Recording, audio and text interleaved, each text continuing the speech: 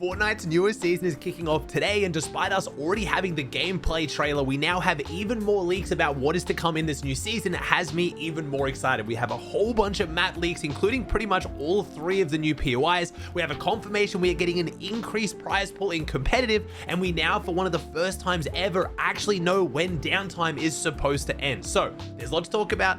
Let's jump into it. Now, let's talk about the new map leaks. Fortnite's been posting a whole bunch of these themselves with fully HD images of the new POIs, and also leakers have gone into the game files and found some of these locations as well. So it looks like we're going to have 3 new main POIs. We're going to have the Raft, Doomstad, I'm sure I'm mispronouncing that, I guess it's like Castle, and then we have Castle Doom. And now that sounds like not a lot. Oh, Aussie, there's only 3 POIs, but when you look at them, these POIs are massive. This is the 3 of them right here. These are the full HD images that Fortnite has shared. And if you're looking at Doom Castle like I am, this thing is absolutely massive. Like, that is one of the biggest POIs I've ever seen. It has an entire bridge, which still looks tiny. We also have images inside the buildings as well. We have whole throne rooms. It looks really, really sick. Now, you'll notice the 3 of these POIs are all on the northwest side of the map. It looks like we're kind of going back to doing what we did last season, or this season, I should say, where everything new was in one area. Now, I don't really know how I feel about this. I think I would prefer the new areas to be spread out across the map, because whenever we get these changes, and it's been like this for a while now, you get like the new Grim area, then you get the Mount Olympus area. It just feels like everyone's dropping there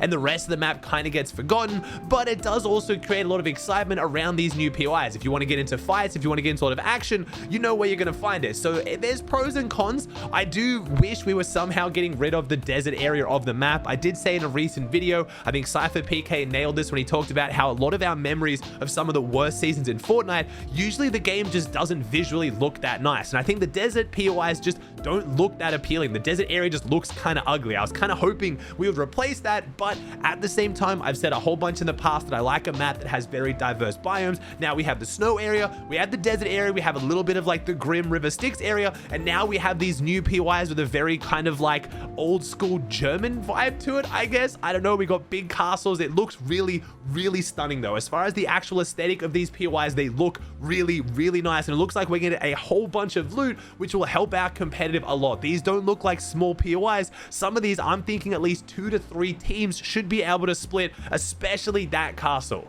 At the same time though, this doesn't mean these are going to be the only map changes that we get. We've also got other images being leaked of a Fantastic Four collab that's coming out with a kind of gigantic broken kind of sign in the middle of nowhere. I feel like this is going to be a season where we're going to get a lot of mid-season updates and a lot of changes throughout the season. If you remember, Stark season wasn't even Stark season at the start. It was the Marvel season, Chapter 2, Season 4, but we didn't get the massive Stark update that is the iconic, you know, when you think of Stark season, you think of that update. You think of that POI in the massive area on the map that kind of just came out of the ground. That was all in a mid-season update. So we could expect to see this season start with these kind of POIs and then have an update that big throughout it. Now, we do have a lot of tease collabs coming up throughout the season. I will also remind you, Fortnitemares is going to be part of this season as well. And unfortunately, Fortnitemares has been pretty low effort for a while now. I feel like we haven't really had a good Fortnitemares for a very long time, but when we have a Marvel themed Fortnitemares, that could go absolutely crazy. If we're looking for a massive content update midway through the season, surely Fortnitemares combined with Marvel would just blow everything out of the water. I really, really hope that my dreams aren't just gonna be shattered here, but I've said in the past, if Epic has proven anything when they do these gigantic collab seasons, is this is when they go all out on the effort. Honestly, the weapons could be terrible. The meta could be terrible. These POIs could be awfully to play in, but at the same time, they will be high effort. I can't guarantee you it's going to be fun. I don't know what Epic's going for in the direction of this season, but what I do know is they're putting in a lot of effort. So if we do actually get a season where the effort matches what we were looking for, this could be an absolute 10 out of 10. I don't think we're going to be having a lack of content this season. It's just whether the content actually hits, which I really, really hope it does. Now, I did mention in the intro, we are getting an increase to the competitive prize pool. Fortnite Competitive tweeted out, NA and EU expect a prize increase for winning the BR Duos Cash Cup in Chapter 5 Season 4. Now, this confirms a few things. Firstly, it confirms obviously we're getting an increase in prize pool, but only for 2 regions. I know a lot of people are going to be upset about that. NA and EU are the biggest regions. I don't think people realize just how big EU is. The player count pretty much usually sits around the fact that EU is bigger than every single other region combined, NA being the second biggest, so I guess they're increasing the prize pool there, but it doesn't sound like they're increasing it based on the player base, which is a bit interesting. Fortnite restructured their whole prize pool a little while ago, a few years ago, and they based it at the time pretty much completely off the player base. Now, we have unregion locked tournaments again, and maybe they've seen that NA and EU are getting the most amount of people playing these from other regions, so they want to increase the prize pool for that reason. I don't know, but I'm never going to complain about an increase in prize pool. Now, they specifically mentioned only for winning the duo cash cups. I wonder how much it's going to be that it made them actually want to make a tweet about it. Like, I'm guessing that's not just going to be like a few $100 increase prize pool. Like, that makes me think it's going to be substantial, and I bet that is going to be because I feel like this is confirmation we aren't getting an FNCS next season. Now, we kind of thought about this for a while now. The last 2 times we've had a major LAN event, next season is the Global Championship, we haven't had an FNCS, and I know that upsets a lot of people. I really wish we could have both. I wish there could be like a solo FNCS or something that's a little bit fun, super exciting, doesn't have to get to the LAN event, and it could either be before or, in this case, I'm guessing after the LAN event, because the LAN event's taking place on the 7th of next month. Like, it's like 3 weeks away, and we're already into the LAN event, and we haven't even jumped into this season yet. So it's gonna be very, very interesting to see how the pros adapt to this, and I'm guessing this increase in prize pool for first place is still to keep people motivated around competitive, still grinding the game, and makes us want to care a little bit more about the cash cups than just seeing them as kind of build up to FNCS. Usually in seasons where there's cash cups and no FNCS, they just don't really feel as exciting. Most people care about the cash cups because they build up towards something, where if they have a much bigger prize pool and the pros are really, really try-harding it, I think it could be extremely exciting. Now, it does also confirm we are still going to have duo cash cups in this new season, and this does make sense. I know a lot of people are going to be sad about this. Oh, we've had duos for forever.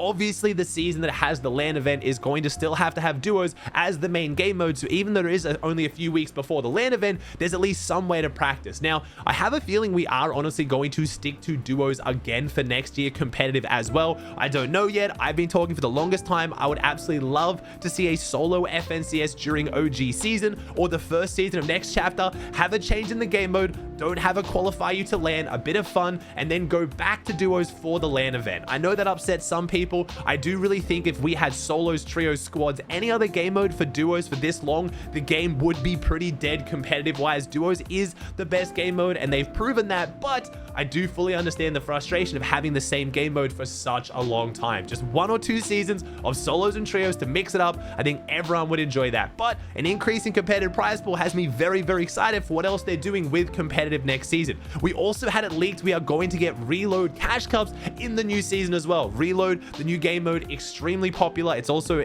clearly a game mode Epic's putting a lot of effort into. They want to develop it, they want to change the meta season on season, and them doing cash cups for it just makes perfect sense. It's going to be so insanely fun to see how these play out. They already tested it at the end of this season. I keep going to say last season. We're not in the new season yet. They did test them at the end of this season with no prize pool, and there were a few glitches, but when I saw that test, it had me so hopeful. It means they're going to do something with them in competitive, and we already have the leaks confirming we are getting reload cash cups. Now, just because we aren't getting an FNCS doesn't mean we couldn't get something else. There could still be like a Winter Royale or something massive like that, a really big, few day tournament that isn't the length of FNCS, but still gives something for people to play towards if they aren't made it to the LAN event yet. Obviously, the LAN event is only 100 players around the world, and as much as it's a really big focus for competitive, and I hope everyone's going to be watching and making a big deal about it, it does still leave the other 99.99% of the players without anything but cash cups. So fingers crossed Epic does pull something out. Again, if they're going to do it during any season, it's going to be a Marvel season. We know this is massive. We know there's a lot of pressure on Epic to kind of perform during these seasons to get the massive player base to make Marvel, or Disney in this case, happy. So I'm really hoping, and I do say if there is going to be a massive tournament during any season, this would be the one to do it.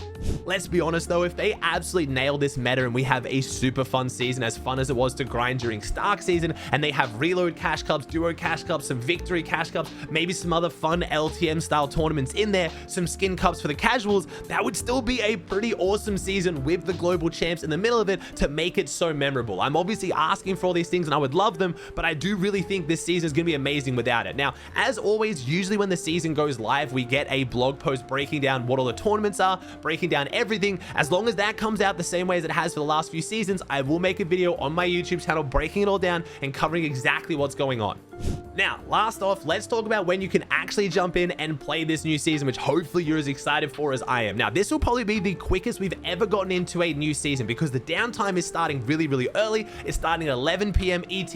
I say early, I know that's still super late for most of you guys. It's gonna be very early time for me in Australia, which is nice, but a lot of people saw this earlier downtime and thought, oh, does that mean there's gonna be a way longer download, maybe a way bigger downtime? We're going into Black Hole 2.0. No, it looks like leakers have found out that the season 4 downtime should last for about 5 hours, which means hopefully you should be able to jump into the game roughly around 4 a.m. ET or these different times on the screen here. Now, I'll be live for this on my Twitch channel, twitch.tv/AussieAntics, all day, looking at the leaks, bringing in the vibes, giving away some V-Bucks, giving away some battle passes for you guys. It's going to be a fun time. If you're still wondering when the servers go live, swing by. Hopefully I have an update for you, but it's looking like we're going to get into Fortnite very, very quickly.